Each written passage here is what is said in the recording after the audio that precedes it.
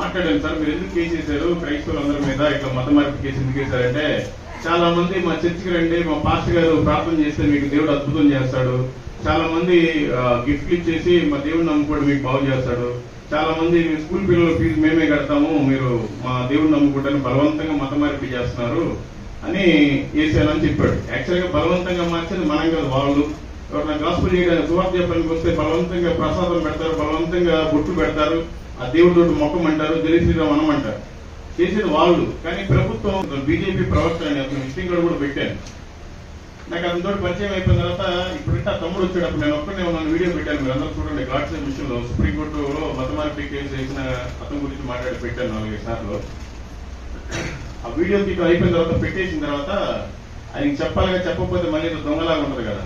Sir నేను కూడా convert అయ్యాను క్రిస్టియన్కి, మా దేవుడు ఏమి ఒక మతానికి చెందినవాడు, ఒక కులానికి సంబంధించినవాడు కాదు.